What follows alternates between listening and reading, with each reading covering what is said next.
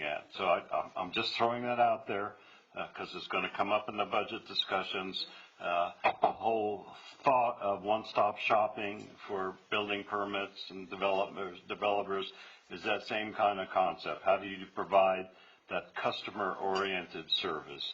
And so while we're coming to you with, you have a lot of choice here, I still feel, and Chris does too, we've talked about it, the organization has to start oriented to itself to customer response, consumer response, and that ought to be at the top priority of what we're doing. So that's just a generic expounding on some of the conversations that we're having.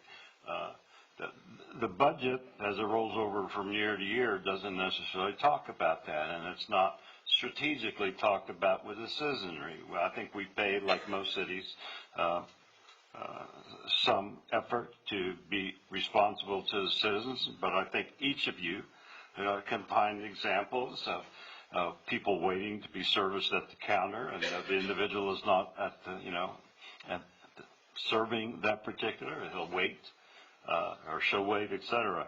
And so we really need to take a look at that. So even this program needs to be looked at in that context too. Is it appropriate to wait 3 weeks to do a tree response, a response to a tree that needs trimming, or 3 months sometimes because that's the way it's programmed? Or can we become more responsive and be effective? I don't think there's any way you can program 24,000 trees to be done, once every 17 years. You just can't do that. And so we need to come up with a program which is much more consumer-oriented, customer-oriented. End of speech. And it's all about customer service at the most cost-effective, in the most cost-effective way. So I think our team does an incredible job for the amount of work they have to do. Six people for a town this size is incredible of what gets done as it is, and there's a lot that needs to get done.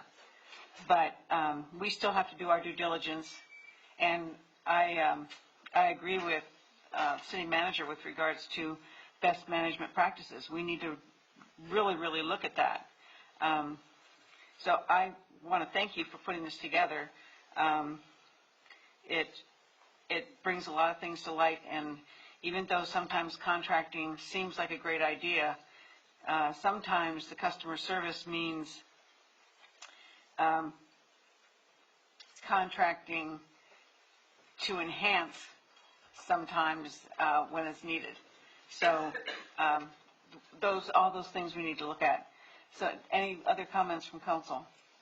I just want to point out that thank you for the report, and I think this can shed some light on what we're spending money on. We need to make sure that we're spending money wisely and being good stewards of the people's money.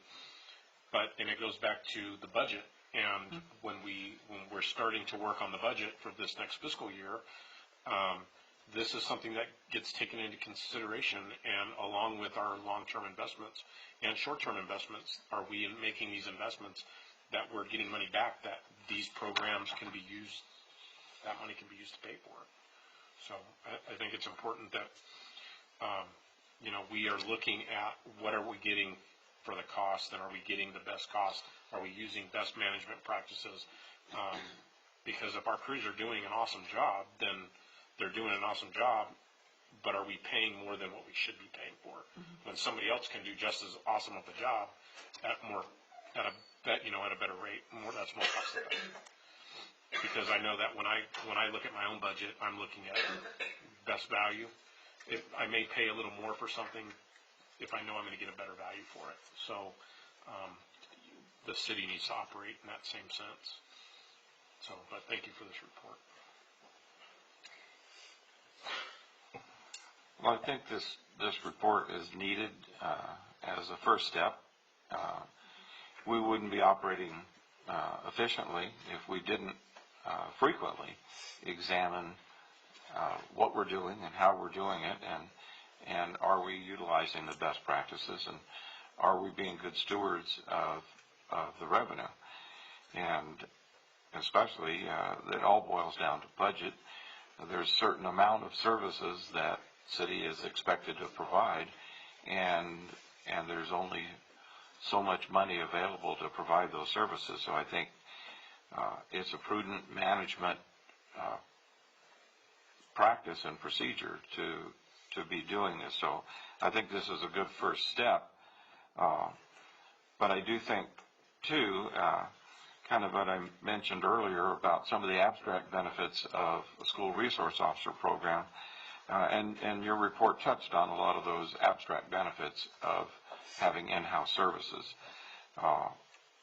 I know from firsthand experience that in a catastrophic event like a severe windstorm, you're not going to get the response from contract services that you have by bringing your own employees out with your own equipment, and the way they approach that.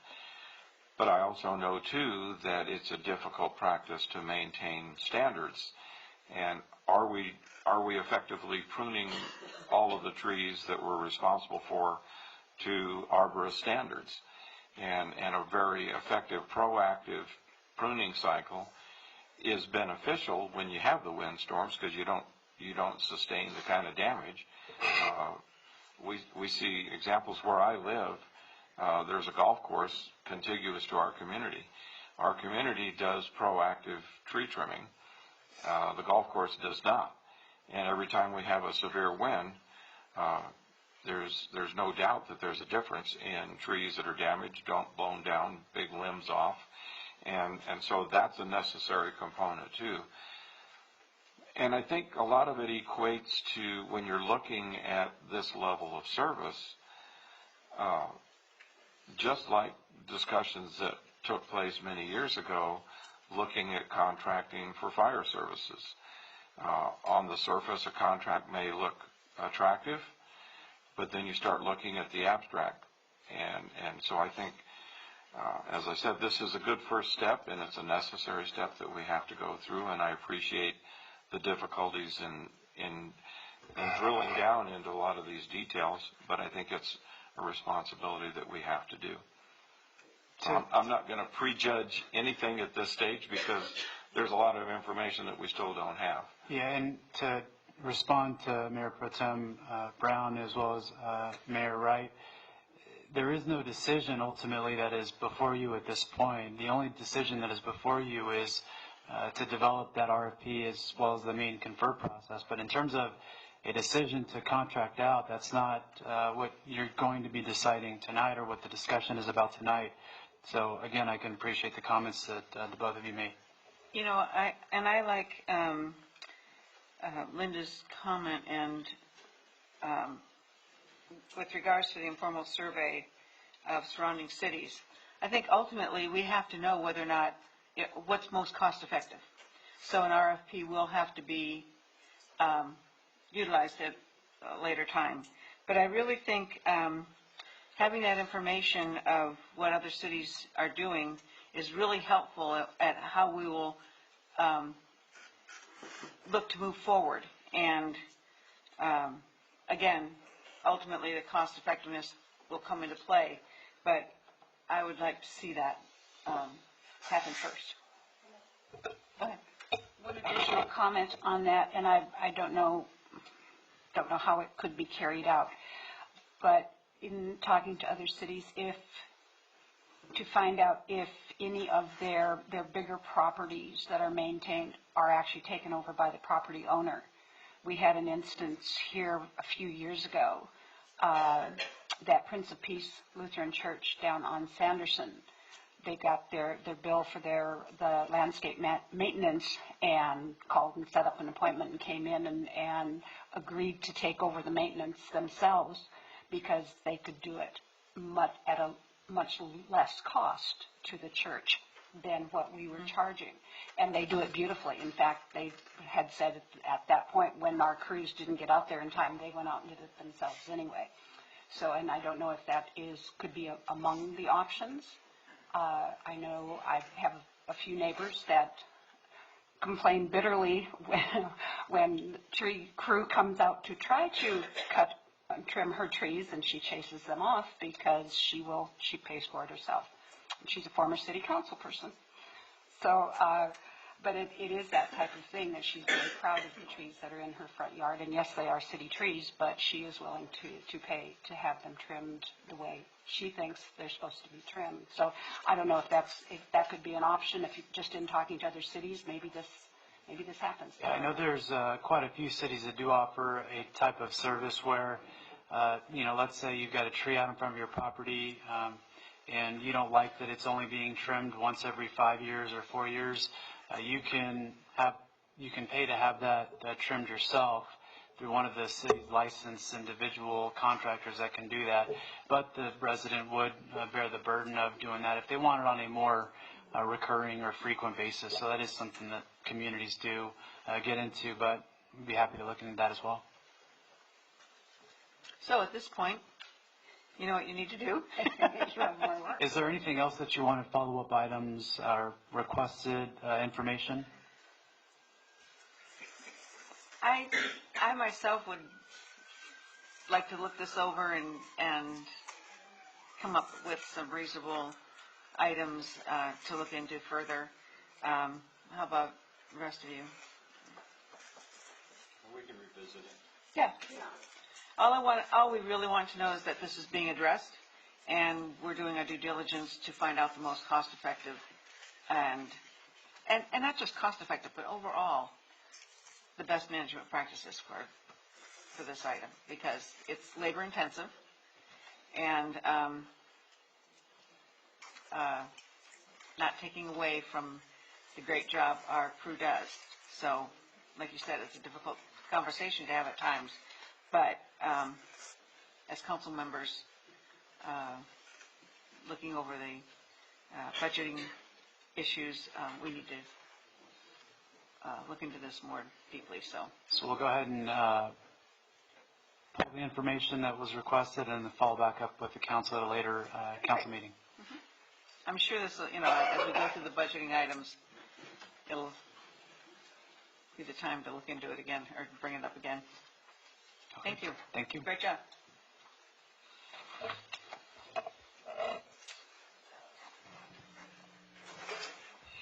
Mayor, I'm going to interrupt real fast. I'm going to ask to be excused. I need to leave. I need to leave. I don't feel too good. I understand. I'm going to start coughing uncontrollably soon. I have one future agenda item to put on, Okay. and it is our homeless outreach team has been working on some suggestions, and so we probably need to meet with the police department and go over some ordinance suggestions as things are becoming more liberal, Okay. so we'll work on that, but Thank you. I'll run it by you. Thanks. Sorry. That's okay. And so item number 23, we're just going to table that and not necessarily table it, but bring it back. You've taken no formal action, at least what I have in my notes, is that you're all going to give it further review, and you have asked for some additional information, at least in the form of a survey of surrounding cities. Okay. Thanks. Next item is urgency ordinance regarding authorization to implement a sidewalk vendor permit program. I will be taking this item for you. It's always a pleasure to provide the council with staff reports. However, I will say this is my distinct displeasure to inform you that your state government is further intruding and taking away your local control. Street cart vendors, which can include the push carts or fixed location sidewalk vendors or people selling flowers or something or phones on the sidewalk. It's a fairly encompassing term.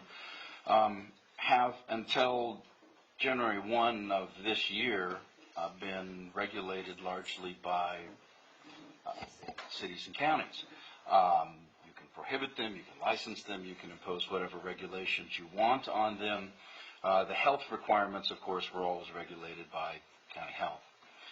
Well, in September, Senate Bill 946 was signed by the governor, and that takes effect January 1 of this year, so it's already in effect.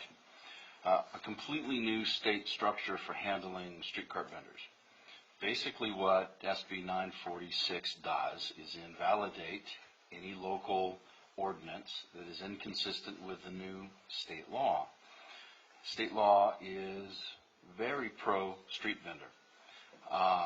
And I'll just ask for your indulgence for just a brief few minutes. I'm going to read you some of the statements of legislative intent from this bill, and I think it will give you the idea of where the bill's going, and then I'll tell you why we're recommending what we are. Please don't. I share your angst about this. The legislator finds and declares all of the following. Sidewalk vending provides important entrepreneurship and economic development opportunities to low-income and immigrant communities. Sidewalk vending increases access to desired goods, such as culturally significant food and merchandise.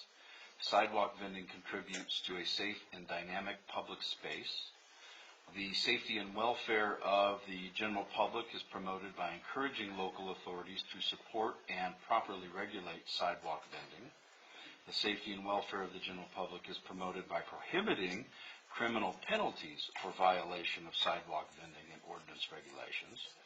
And the criminalization of small business entrepreneurs and the challenges of those entrepreneurs face as a result of criminal records are matters of statewide concern. And so you, as the city, now can only regulate street vendors in the broad sense consistent with this new state law.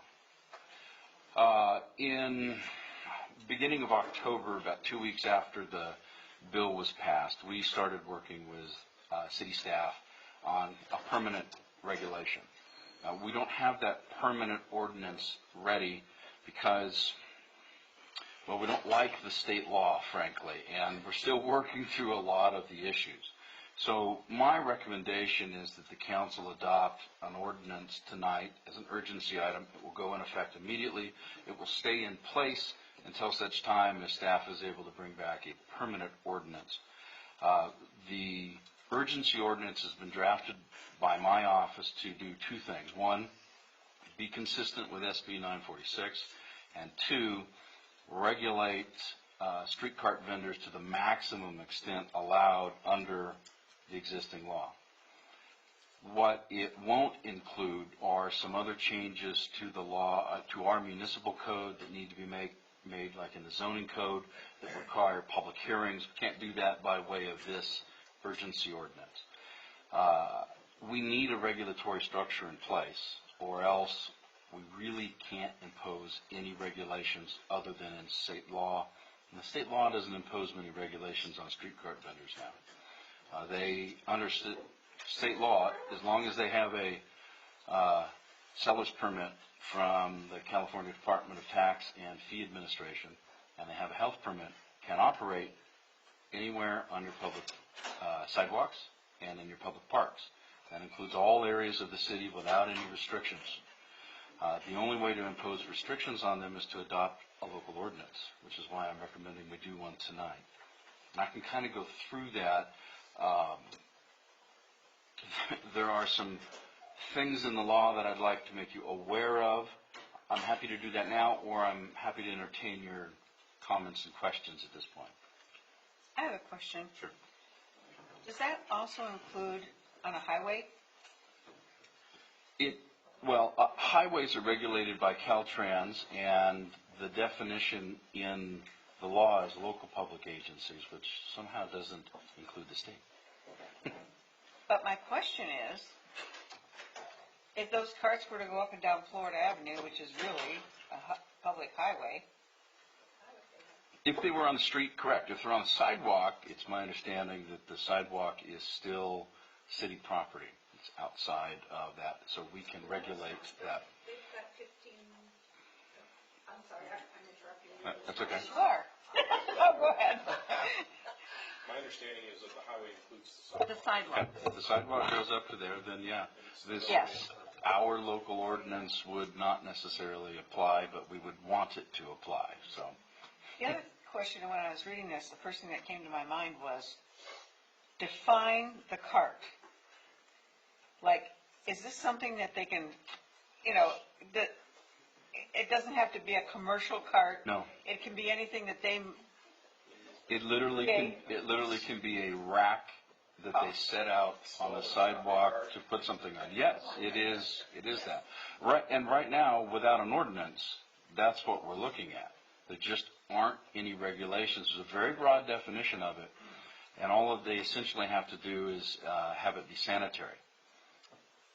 And so unless the health department is going to refuse to give them a health permit for their particular type of cart, we could see it on our streets. Suggest we don't want to do that. The ordinance that we're proposing would set up a dual license permit system. They would have to get a business license. They'd also have to get a regulatory permit for each cart or item that they want. The state law includes both roaming permits or a definition of roaming carts and stationary. We have those in this ordinance to be consistent, although we've added a clause to say that the issuance of a permit does not give any permittee the right or entitlement or vesting to a particular location. We don't want to be handing out fixed positions. It would prohibit vendors from being within a certain distance of some identified public facilities. Unfortunately, under the law, we can't ban them from public parks. We can ban them from streets, and we can say that they can't operate in parking lots, public parking lots, or take up stalls, but they are allowed under the law to go into public parks. Now, we can prohibit them from intervening with anybody who has a special permit in the park to use a park. We can keep them away from certified farmers markets and things like that, which we've included in the ordinance. And we have distance requirements away from city hall, police, library, things like that. We've also added some distance requirements that came from staff to try to protect against traffic visibility, traffic safety type issues on where they could actually be. The other difficulty about the law is we cannot prohibit them from being in residential neighborhoods. We can prohibit stationary carts from being in a residential neighborhood. We cannot prohibit roaming carts from being in a neighborhood. That means that typically the little push cart ice cream or frozen fruit or something that you see that's moving and not a stationary thing would be allowed is allowed under state law in your residential neighborhoods, but standing on a corner or at a fixed location selling flowers or food or whatever would not be allowed. The other major effect is that before you go on, yes, Councilman. Relative to a residential neighborhood, if it's a residential neighborhood that has a developer-provided greenbelt area, for example, like a community park area, that's part of that development, would that also, how does that factor into they're allowed to be in a residential neighborhood? Good question. The law does not provide street cart vendors to be on private property. And so if a greenbelt area is owned by a homeowners association, or by a private developer, they don't have any right or entitlement to be on that under the law. If the greenbelt or park is owned by the city or Valleywide or some other public entity, then they'll be allowed to be on that area. The other big thing is that typically when you have street cart vendors that are doing things that are illegal, like simply selling food without a permit, that's in violation of our municipal code. We have the option to enforce that as an infraction or a misdemeanor. State law now prohibits us from levying any criminal fines. In fact, the only fines that we can levy are administrative fines in a set amount in the statute that go from essentially $100 up to $500 for violations of their permit.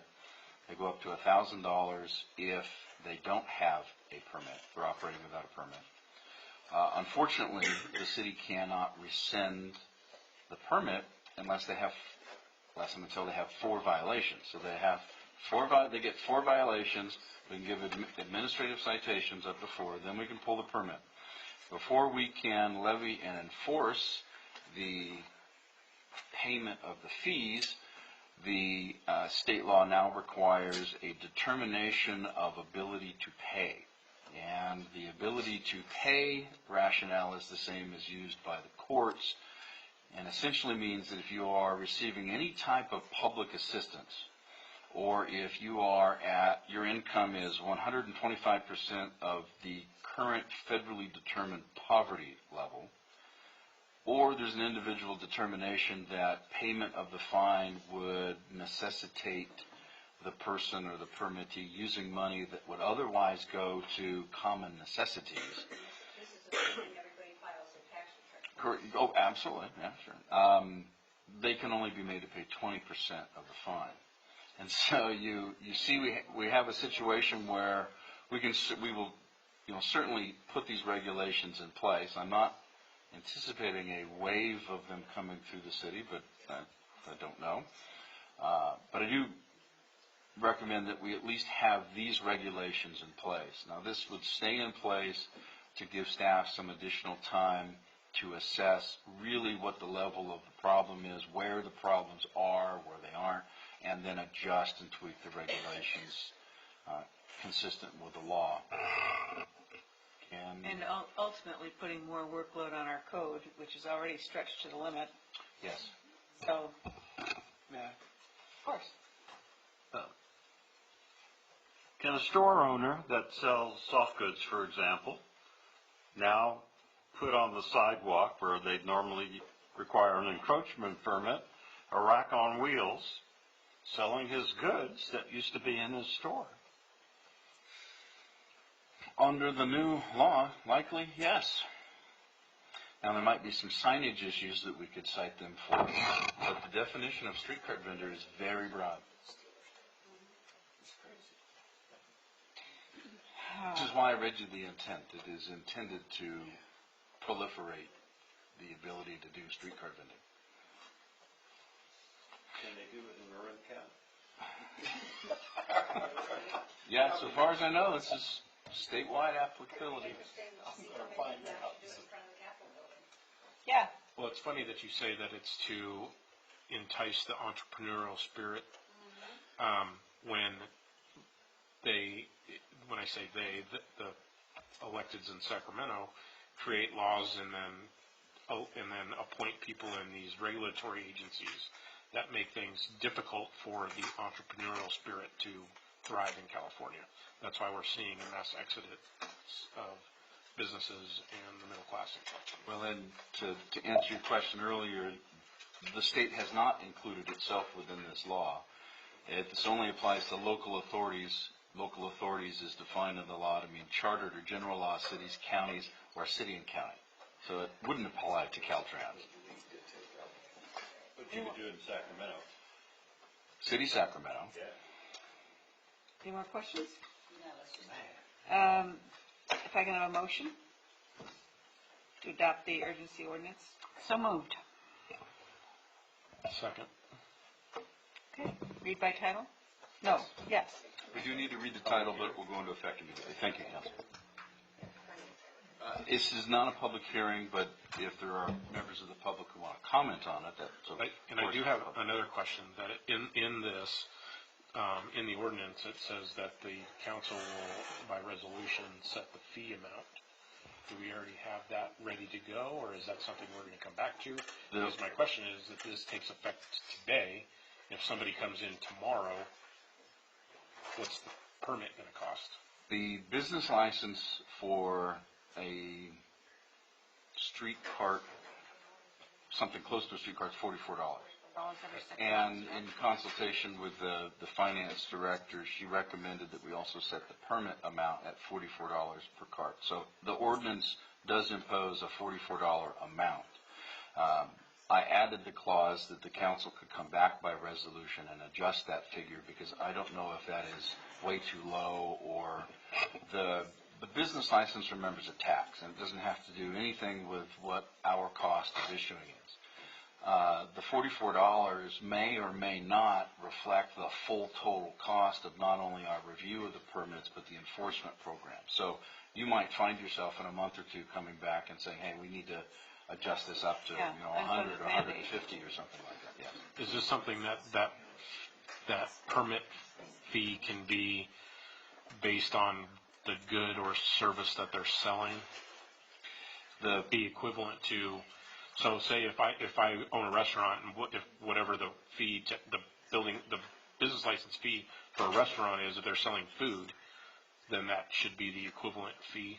I mean, No, unfortunately, the permit has to reflect the city's cost of issuing the permit, review of the application, processing of the permit, issuing of the permit, printing of the permit, and then any enforcement costs. I gotta think $44 isn't enough for all that. May not, which is why I put a number in to take care of the concern that you had, council member, about what happens tomorrow if we need something. But I wanted us to be able to come back by resolution if we say, wow, this is really inadequate. Yeah, I think certainly, fees for services have to be based on the cost of providing the service. Yes. And if the cost of providing the service includes enforcement, I would say that we definitely want to revisit this, because the enforcement cost is going to be a lot more than $44. That is correct.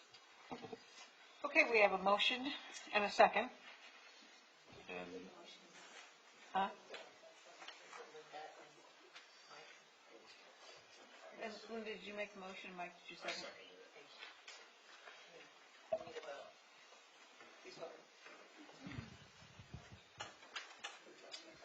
Yeah, reluctant. Is there a reluctant button on that?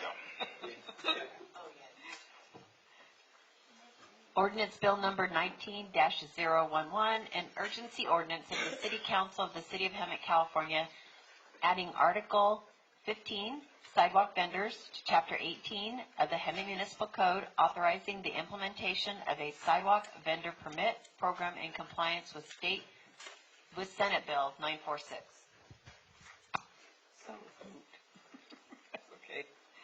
Okay, moving on to city council reports. Yes, there are a couple things I absolutely Member have to.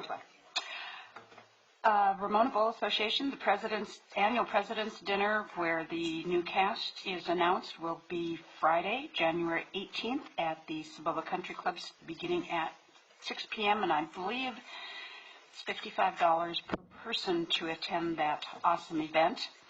The library, this coming Saturday on the 12th, starting at 10 o'clock in the morning, will be the second annual Get Your Comics On. And last year, as the first, if that's the word, thank you, inaugural, which we really didn't know what was going to happen. It was fantastic. There was like over 400 people that participated in it. This year it's going to be bigger and better. We have a lot of very talented graphic artists in this community. And how many? Including a 9-year-old. Oh, that's right, the 9-year-old who's already written a couple graphic novels and is working on his third. It's like, wow, okay, so that's going to be really exciting. 10 o'clock Saturday at the library upstairs. Next Monday, we will be having League of Cities general meeting in Eastvale. And the Investment Oversight Committee will be meeting next Monday also.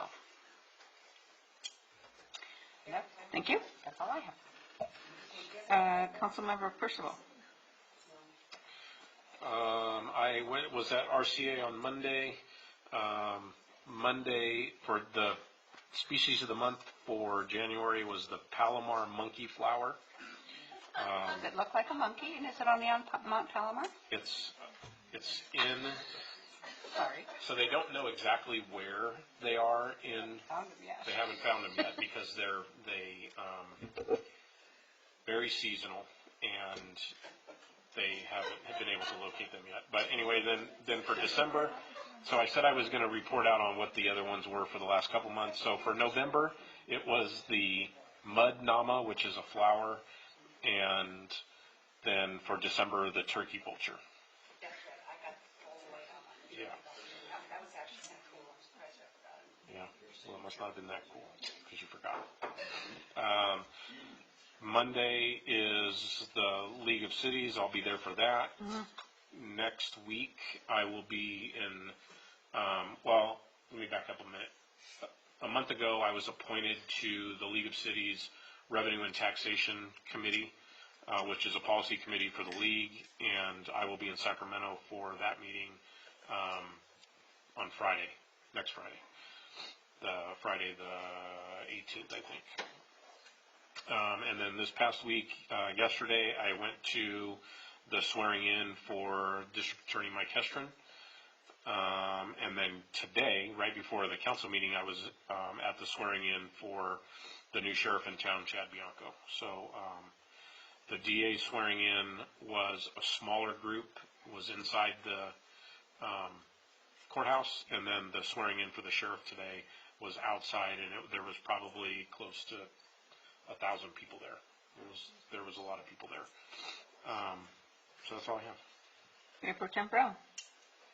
Okay, hope everybody enjoyed a nice holiday season, and we're back at it again now.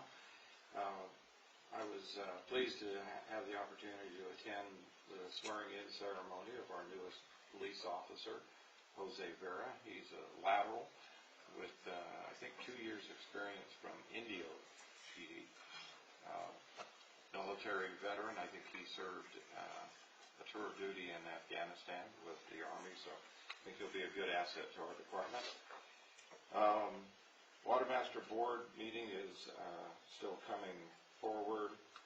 Disaster Planning Commission, don't have anything ready to recommend on as far as the commission goes, but there's a meeting on Thursday, the 17th, that's being hosted by our Emergency Services Coordinator, and it's the Diamond Valley Lake Emergency Action Plan.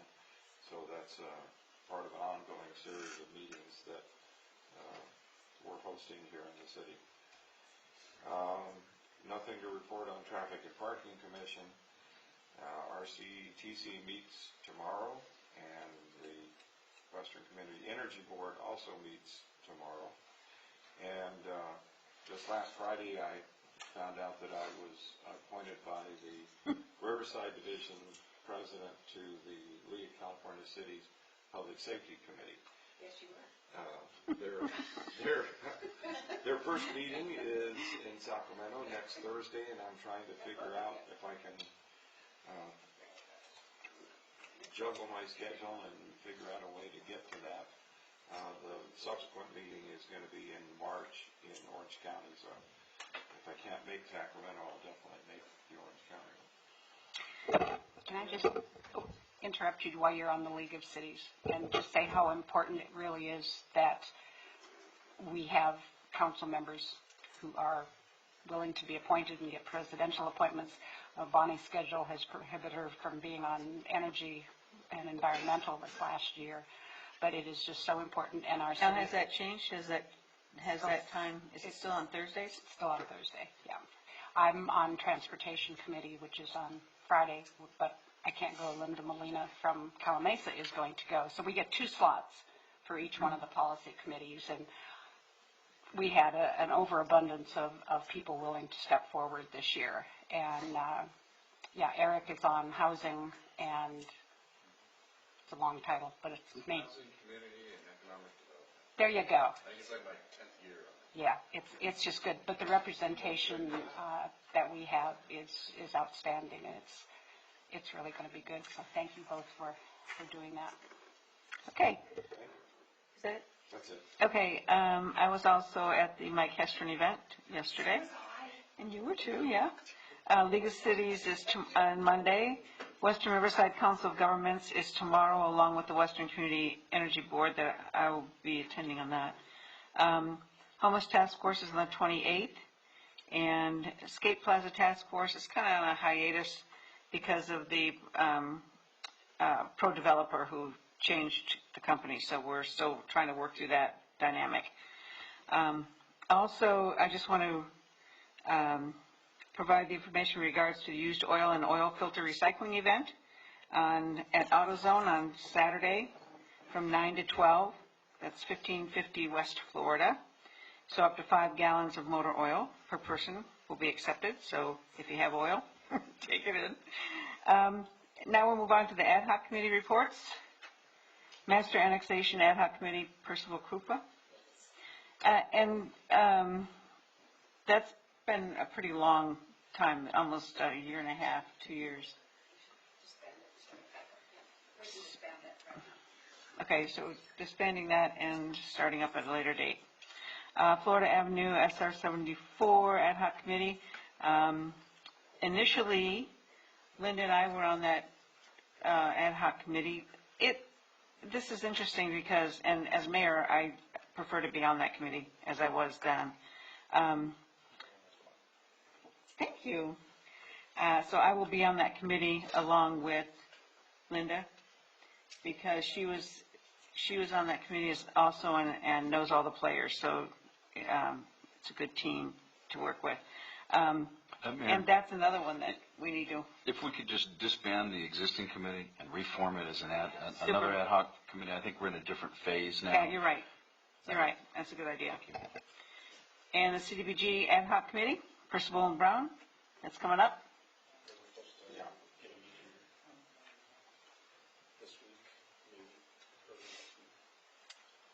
Perfect. Maybe ad hoc or for CDBG. CDBG. Should have a meeting this week or next week. I'm not sure. Tiffany is in charge of that. I'll check with her tomorrow. And Russ sent her an email, I guess. Yeah, I sent an email just trying to get some idea of the timeline so that we can schedule meetings. Okay, we'll get those answers. City Manager, nothing? Going on to future agenda items, of course, Council Member Meyer provided her agenda item she wants added. A priority for me is the Budget Committee, so I want that done by next council meeting, just putting it together, make sure we have a meeting sometime this month, and it either has to be on the second or the fourth Monday of a month. So we're already past, first Monday the second Monday will be next Monday, so it'd be like on the 28th if we can get a committee together by then. Mayor, do you have council members you want to appoint to be on the budget committee? Yeah, Linda and I are going to be on the Budget Committee because she's on the Investment Committee. Okay. You mentioned members of the community. Is it your intention to do a standing committee that has actual community members who are members of the committee, or simply have an ad hoc and council can then invite members of the community to participate like they would in a regular meeting? I did invite one community member so far who has agreed to be on the committee, and that's Todd Phelps. Yeah, if we invite members of even if we invite staff members to be committee members, which means they get to participate, they get to vote. Right. It's a standing committee. We just have to have agendas and a regular meeting schedule. I know, I tried not to make it. But there's not subject to really the going ballot. to be any voting on it, is there? I mean, So- it's an ad hoc, I would think would be the best format. Yeah, it's no problem to have two council members who then invite members of the community to participate in various meetings because of their expertise, or Right. to just come and But not as provide a standing comments. every single meeting. Correct. Okay. And ad hocs are not subject to the Brown Act, so you wouldn't have to agendize them or have public comment or anything like that. My intent on wanting it to be an ad hoc committee is the fact that we are so understaffed. Yep. That to put that additional burden on Sarah, because that's where it's going to fall at this time. Not that it wouldn't be, I had asked for this committee way back when I was mayor before, and it never came to fruition. But it's imperative that that we work right from this point, from now till June, as an ad hoc committee then. And I'm fine with having people come in and not necessarily a consistent member from the committee. It's wouldn't be open to the public. Right. The members of the committee can invite whoever they would like to consult with or Okay. advise the committee. Okay, so let's leave it at that for the time being, so as not to add any more burden. Okay, we got that. Can I just, you guys said you have WCE tomorrow? Yes. There was a posting on Facebook this afternoon from a lady who lives in San Jacinto, being very irate that she just got a bill from San Jacinto Electric going back however many months, and it was like close to $1,000. And a few people chimed in and said, well, it's not Edison back charging you, it's these people back charging you, and it's whatever. So there was a lot of conversation, but Russ Lutz did weigh in on the conversation and said, this is the number you should call if you have questions. So I'm just saying, since something already is seeming to And bear in mind, ask questions, San Jacinto, they went with Lancaster. they went with Lancaster. Yeah. But I mean, it's something now that is out there, and it's, so that those questions are now coming forward with huge billings because of somebody $700. going to, yeah, $700. yeah, just I wanted, saw that since you're post. meeting tomorrow, that's probably a good time to Perfect. have conversation. With that, we'll adjourn. What? I do Yes, have one sir. request. Okay. Oh, yeah, And- yeah, the future items. And I don't know that this necessarily needs to be a future agenda item. This kind of, I think it could be covered under a city manager's report.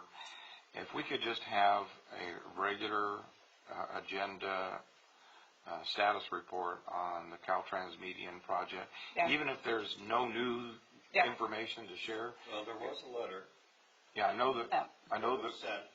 yeah, and we We have haven't, copies of that right, we haven't received a reply yet. because we went through the holidays and they Right. haven't reacted to the letter Yeah, yet. I just think No, I that understand. for the public benefit and our benefit, that way we're all on the same page. Even if there's nothing new to report, if Say it's nothing on to there, report. yeah, if it's on there, it's prompting us and it'll, I did explain to her that there was one meeting in December, and at that meeting, when you were mayor, asked the council to go over the head of Caltrans and get them to sit down and negotiate, which you all agreed to unanimously. And then I wrote a letter on behalf of the council and the new mayor, and sent it to our lobbyists, who in turn has forwarded to the committees and is staying on top of it. That's exactly, and I explained to her that's where it sits, but You know, we did announce that Yeah. this was all going on at the last regular meeting we had. So, right. okay. All right, I can do that, that's no Yeah, problem. even if there's nothing to report, That's it's fine. there as a prompter. so tonight I want to adjourn this meeting in honor of a past council member who passed away, Roger Meadows, who served on the council for 8 years and mayor as for 1 year, and also for school board member Marilyn Force, who sat on the school board for a number of years and was a great asset in all of her abilities, and not only on the school board, but also a business owner in town. And so in honor of tonight's meeting, or adjournment, I would like to adjourn in their honor. And so we'll adjourn to next Tuesday, January 22nd. So. 2 Tuesdays, that's right. Not next Tuesday, Tuesday, January 22nd at 7 p.m. Thank you for being out here tonight.